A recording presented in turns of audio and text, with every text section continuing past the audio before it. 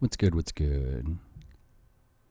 I had wanted to make a video detailing my belief that no matter what happens in the George Floyd Derek Chauvin trial, Minneapolis is going to riot.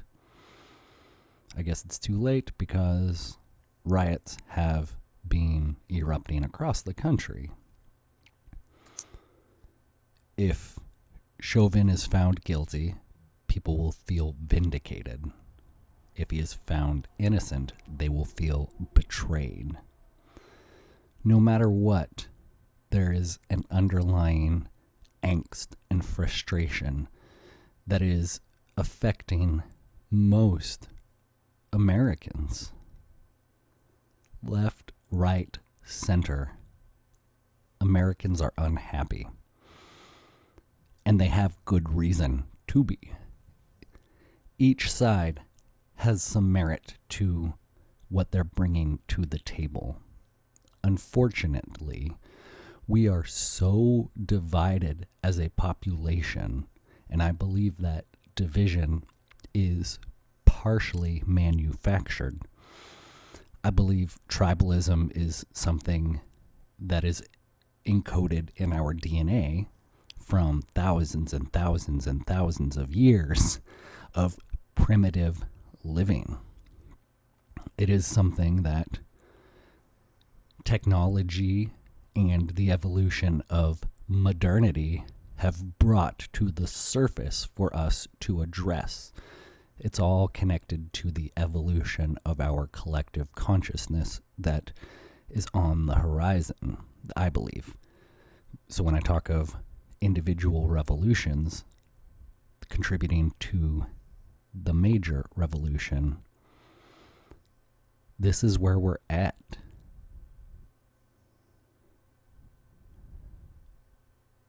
This moment in time is like the pressure of the cocoon, and it's forcing people to try to break free from the bonds of mental slavery. We have all been programmed to feed the matrix, the machine. Different iterations of control mechanisms have been used throughout history. The idea of governments, of monarchies, of warlords, of tribal leaders. The idea of them implementing structure and hierarchy, specifically with an objective to control, is not new at all. But what is new is our ability to see how easily corruption can infect an institution or an individual. I've talked about the yin and the yang of modernity. Our conquering of the material world has come with blessings and burdens. But that's how everything works, especially evolution and emergence. For this new collective consciousness to emerge, we must embrace the chaos. That is the cycle of emergence. It is chaos and then order. Chaos and then order. Look at the universe. There is a beautiful sort of order amidst the chaos of the cosmos. There is a beautiful component to all of the rioting and looting and peaceful protesting because people are waking up, and that is good. The revolution is upon us.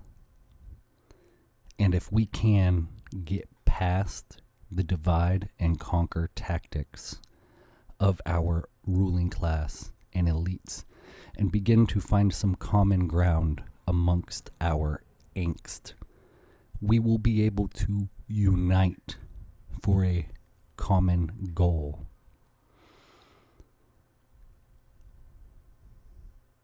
That common goal is to take back our sovereignty, to take back our agency, our freedoms. Left, right, center, people have meritorious grievances. I am a radical centrist. I see conversations that are worth having, that need to happen for both sides to try to come together. But there's just this emotional block. People who are overworked, underpaid, lonely, depressed, just brainwashed by the propaganda they are inundated with. People have become disconnected from themselves and their communities. Drugs, sex, alcohol, video games. Racially driven hate mongering.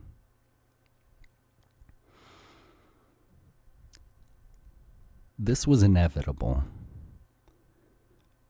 because as a species, we have not yet learned truly how to embrace diversity. And I believe one of the biggest impediments to that is the tyrannical government that we have allowed to continue to grow and grow and grow and permeate our personal lives to a point where we're getting fed up. And instead of blaming the government and our institutions, we're blaming each other. We're blaming ideas that divide us instead of institutions that divide us.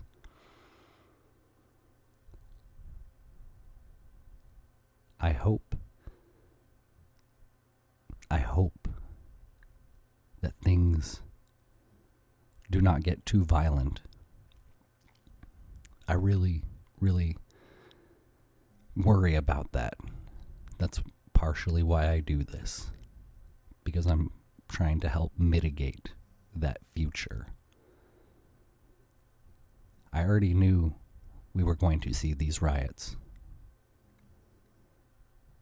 And the anger experienced is justified, but we need to find a better way to direct it and transmute it. And we need to find an inclusive way to build unity. The time for revolution is now. The time for unity is now. Love thyself, love thy neighbor, and walk with integrity and compassion. I believe in you. We can do this together. Peace.